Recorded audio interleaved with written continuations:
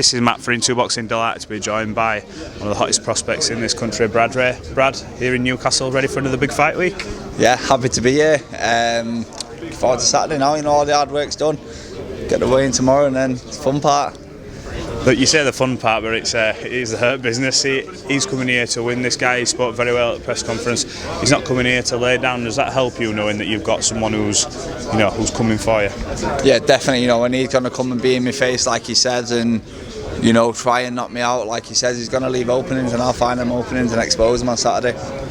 Now, you've got a lot to live up to now because of this last performance. You vicious knockout on the Canberra undercard. Is that something you're conscious of, trying to get the knockout, trying to look entertaining, especially when you're on platforms like Sky? I don't always look for the knockout. If it's there, I'll take it 100%. But it's just about getting the win at the end of the day. But no matter what, I want to entertain. I want to, put bums on seats. I want people to be tuning in and buying tickets to watch me. And I think so far, since I've signed my boxer and been on the Sky platforms and done that, I've had fight of the night, I've had 2 first round knockouts, and hopefully Saturday night, we can keep the ball rolling, and I'm going to entertain again.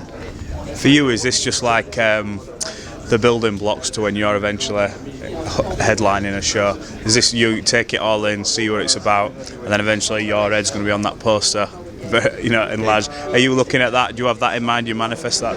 Yeah, definitely. That's always the end goal. If that wasn't the end goal, to be headlining shows and winning titles, selling out arenas, I'm in the wrong game. But yeah, I am still young, and it's just baby steps. But yeah. I feel like we're taking the right fights at the right time, and taking tough tests, taking fights that a lot of people in my division wouldn't be taking.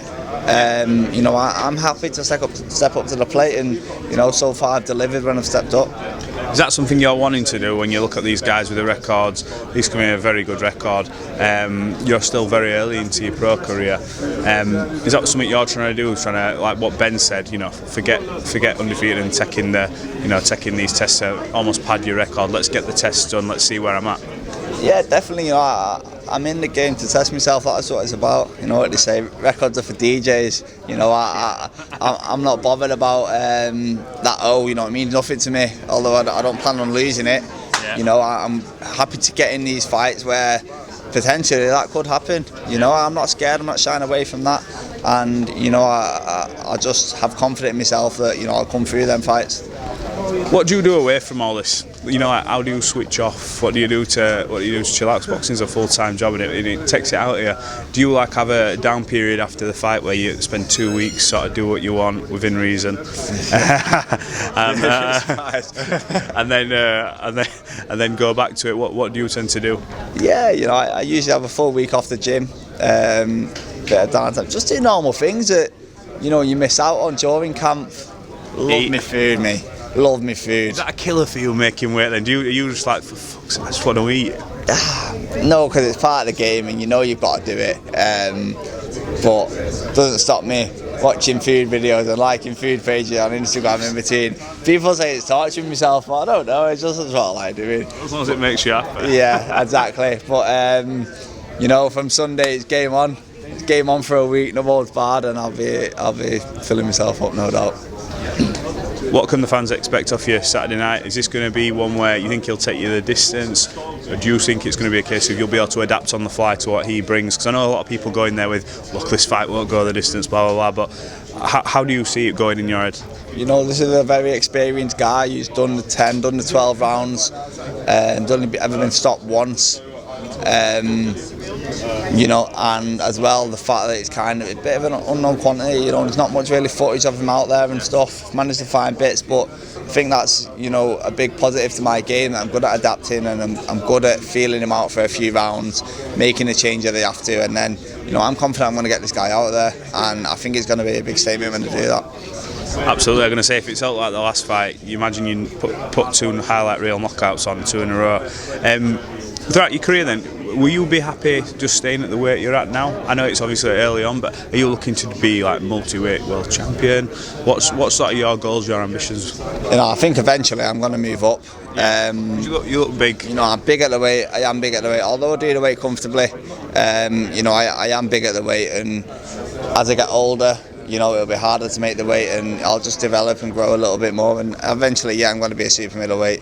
Who knows? Maybe even a light heavyweight, but you know, for now, cruiser. Yeah, cruiser. Anyone, whoever wants it. But you know, for now, I'm making the weight comfortable. I'm feeling strong at the weight. I'm winning at the weight, and for me, I've got titles to win at middleweight. There's titles there for me to win at middleweight, and you know, that's the plan. Win some titles, and then you know, maybe a couple of years down the line, move on. Who for you is the number one middleweight in the world right now? In the world? Who do you see as number one? Probably Charlo. Quite like Mexican Munguia. I like watching him as well. Yeah, good fighter. Yeah, I think he's boxing Danny Jacobs at catchweight next, isn't he? Yeah, I think there's talks. Which is a great fight, but it's a great division. You know, I think since Canelo's moved on and Andrade's moved on, you know, it's opened right up. So on that stage, kind of world level, you know, it's there for the taking on. You've got Eubank who's coming up, Felix Cash. You know, it's a great division, and even domestically at my stage, it's great. There's so many good fights to be made, and you know, hopefully, you know, I'm ready to get in them fights soon. I'm looking forward to seeing you Saturday. You've got a message for your supporters just before you go? Yeah, you know, big thank you to everyone tuning in and buying tickets. Obviously, hard times at the moment, you know what I mean? Petrol prices up, your bills are up, and get from one pump to another. You know, there's still people out there spending their hard-earned money coming to watch me travelling up to Newcastle, and you know, it means the world to me, so can't thank them enough. Brad Ray, thanks for talking to Into Boxing. It won't be the last time we speak to you, and good luck for Saturday night, pal. Oh, man, thank you very much.